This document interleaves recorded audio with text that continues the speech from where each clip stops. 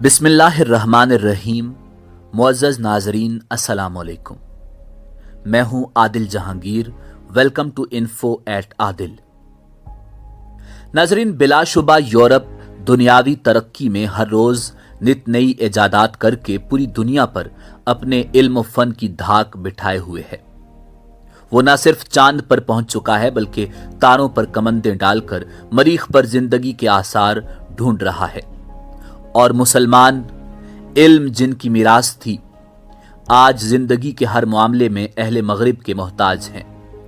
मगर एक वक्त था जब पूरा यूरोप तारीकी में डूबा हुआ था और मुसलमान न सिर्फ इल्म फन में यूरोप से आगे थे, बल्कि जब यूरोप तारीकी के अंधेरों में डूबा हुआ था उस वक्त मुसलमान इल्म साइंस के मैदानों में तहलका मचा रहे थे। आपको ये बात सुनकर हैरत होगी कि यूरोप में उस वक्त नहाने को कुफर समझा जाता था। यूरोप के लोगों से सख्त बदबू आती थी। रूस के बादशाह कैसर की जानिब से फ्रांस के बादशाह लोइस चहारुम के पास भेजे गए नुमाइंदे ने लिखा कि बादशाह की बदबू किसी भी दरिंदे की बदबू से ज्यादा मुताफन है। उसकी एक लौंडी जिसका नाम मोंटिया सबाम था, बादशाह की बदबू से बचने के लिए अपने ऊपर खुशबू डालती थी। दूसरी तरफ खुद रूसी भी सफाई पसंद नहीं थे। मशहूर मौर्रिख और सय्याह इब्न फुजलान ने लिखा है कि रूस का बादशाह कैसर पेशाब आने पर मेहमानों के सामने ही खड़े खड़े शाही महल की दीवार पर पेशाब करता। छोटे और बड़े पेशाब दोनों के बाद कोई इस्तंजा नहीं करता। ऐसी गंदी मखलूक मैंने नहीं देखी।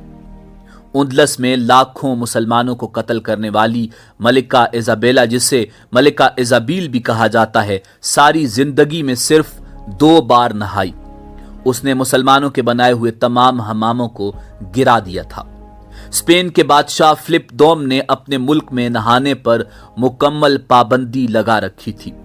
उसकी बेटी इजाबेल दोम ने कसम खाई थी कि शहरों का मुआसरा खत्म होने तक दाखिली लिबास भी तब्दील नहीं करूंगी, और मुआसरा खत्म होने में 3 साल लगे। नाजरीन, ये अवाम के नहीं, मगरिब के बादशाहों और हुक्मरानों के वाकयात हैं जो तारीख के सीने में महफूज हैं। जब हमारे सय्याह किताबें लिख रहे थे, जब हमारे साइंसदान निजाम शमसी पर तहकीक कर रहे थे, उनके बादशाह नहाने को गुनाह करार देकर लोगों को कत्ल करवाते थे। जब लंदन और पेरिस की आबादियां 30 और 40 हजार थीं, उस वक्त इस्लामी शहरों की आबादियां 1-1 मिलियन हुआ करती थीं। नाजरीन, आज दुनिया भर में फ्रेंच परफ्यूम बहुत मशहूर हैं। क्या आप जानते हैं कि इसकी बुनियादी वजह क्या है? इसकी वजह यही है कि परफ्यूम लगाए बगैर पेरिस में घूमना मुमकिन ही नहीं था। रेड इंडियंस जब अहले यूरोप से लड़ते, गुलाब के फूल अपनी नाक में ठोंस लेते थे, क्योंकि अहले यूरोप की तलवार से ज्यादा उनकी बदबू तेज होती थी। फ्रांसीसी मौर्रिख दरिबार कहता है, हम यूरोप वाले मुसलमानों के मकरूज हैं कि उन्होंने ही हमें सफाई और जीने का ढंग सिखाया। उन्होंने ही हमें नहाना और लिबास तब्दील करना सिखाया। जब हम नंगे धड़ंगे होते थे, उस वक्त वो अपने कपड़ों को जमुर्द, याकूत और मरजान से सजाते थे। जब यूरोपी कलीसा नहाने को कुफर करार दे रहा था, उस वक्त सिर्फ कुर्तबा शहर में 300 अवामी हमाम थे। मगर अफसोस, सद अफसोस, फिर वक्त पलटा और हमसे हमारी साइंस, हमारा इल्म, हमारी तरक्की के राज सब कुछ ले गया। हमें बदले में एहसास कमतरी दे दी। हमें फैशन नामी लफ्ज के साथ बेहुदगी दे दी। हमें मॉडर्न बनाने के नाम पर बेहयाई दे दी। हमने उनकी दी हुई हर चीज का इस्तेकबाल किया जिससे हम बुरी तरह तबाह हो सकते थे। उन्होंने हमें आजादी के नाम पर गलत ताबीरें दी। हमने अपने नसाबों में बगावत के उसूलों को आजादी के उसूल करार देकर पढ़ाना शुरू कर दिया। फिर ऐसा हुआ, हमने अयाशी को कामयाब जिंदगी समझना शुरू कर दिया।